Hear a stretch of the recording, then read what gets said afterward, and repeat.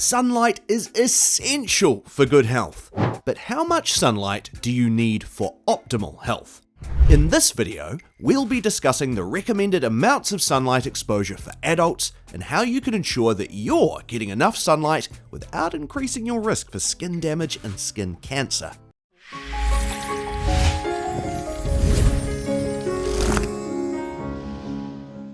Hello and welcome to 5 Pillars Health, the channel where we show you the best ways to get healthy and stay healthy through the 5 pillars of sleep, hydration, nutrition, movement, and sunlight. First, we'll talk about the role of sunlight in a healthy body. The most well-known benefit of sunlight is that it is the most natural and bioavailable source of vitamin D. Vitamin D is both a nutrient and a hormone, meaning we can ingest it, absorb it, and produce it in our bodies. Vitamin D plays a role in regulating calcium and phosphorus levels, which are crucial for bone health.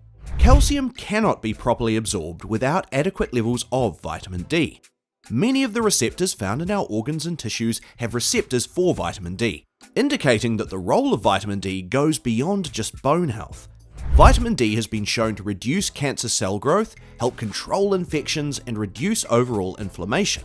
It is also important for a healthy immune system and for muscle, skin, and brain health. Sunlight and vitamin D also play a crucial role beyond the realm of physical health. Their role in mental health is just as important. Seasonal depression is a diagnosed disorder amongst people who live in colder climates.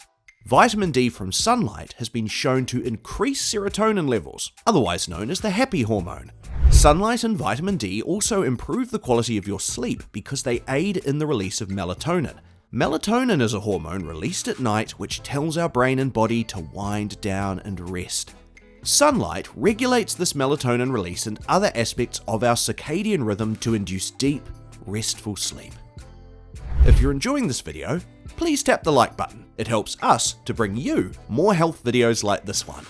Now that we know why we should be getting adequate sunlight, how much do we need to make sure we reap all the benefits? Moderation is key with all aspects of health and wellness, and sunlight is no exception. In general, it's recommended that adults get at least 15 minutes of sunlight exposure per day without the use of sunscreen or being draped in clothing. The time of day for sunlight exposure also matters because the UV level will indicate how much vitamin D is available for absorption.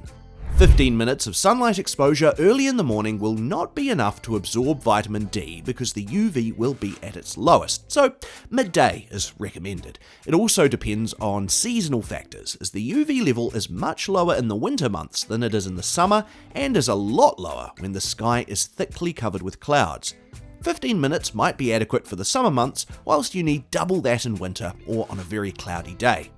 It can be quite tricky to determine when to sit outside and soak up the sun, which is where apps like D-Minder come into play. D-Minder takes important factors like your skin type into consideration. Those with darker skin types are more prone to low vitamin D because the pigment known as melanin acts as a sun repellent. Apps like these take into account skin type variations, age, weight, and location. As we age, our body's ability to absorb vitamin D decreases, and people with high levels of body fat also struggle to absorb vitamin D through the skin. Your location also plays a role in your ability to expose yourself to enough UV. Certain countries and cities have enough UV year-round to be able to get adequate vitamin D without the need to supplement. People in colder countries aren't exposed to the same amount of UV and therefore may need to rely on supplementation to meet their needs. What happens if you do not get enough sunlight and vitamin D?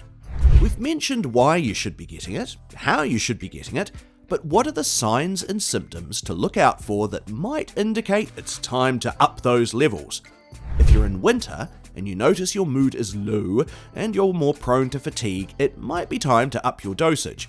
Chronic low levels of vitamin D can present in children as rickets and in adults as osteomalacia, both conditions in which the bone tissue softens, causing a host of irreparable health conditions. Chronic vitamin D deficiency can also cause osteoporosis. If you live in an area or you have a specific lifestyle where you're not able to get enough sunlight and you have to supplement, what products should you be looking for? Vitamin D3 is the most bioavailable form, as opposed to vitamin D2, which is just a precursor to vitamin D that still requires conversion from our bodies. Adequate levels of vitamin K2 and calcium are also needed to make sure vitamin D is properly utilized in our bodies. Foods with K2 include meat, liver, high-fat dairy and fermented foods like sauerkraut. Foods with calcium include all good quality dairy products and certain plant foods like kale. What about people who are sensitive to the sun and burn easily? Many people think this is a genetic abnormality. Genetics definitely play a role in sun tolerance, and modern medicine advocates for an almost complete sun avoidance because of links to skin damage and cancer. Those who see problems arise when spending time in the sun are sadly misled into believing that the sun is the problem. It is actually our diet and lifestyle that plays a role in our skin barrier health, which will dictate how we react in the sunshine. Consuming excess seed oils and putting toxic chemicals on our skin creates a sensitivity that makes us negatively react to the sun.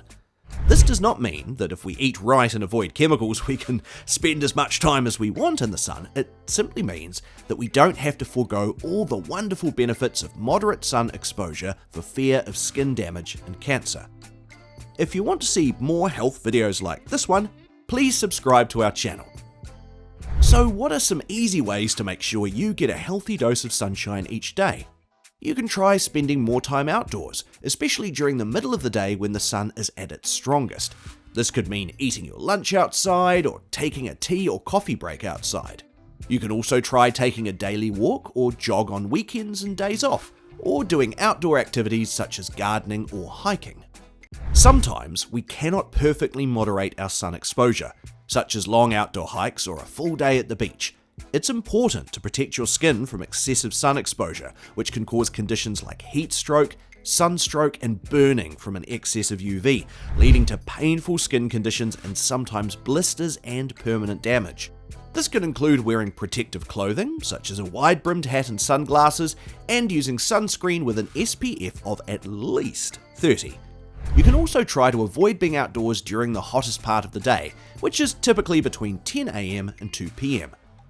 In conclusion, sunlight is essential for good health, but it's important to get the right amount of sunlight for your individual needs. By following these tips, you can ensure that you're getting enough sunlight to support your health while also protecting your skin from excessive sun exposure.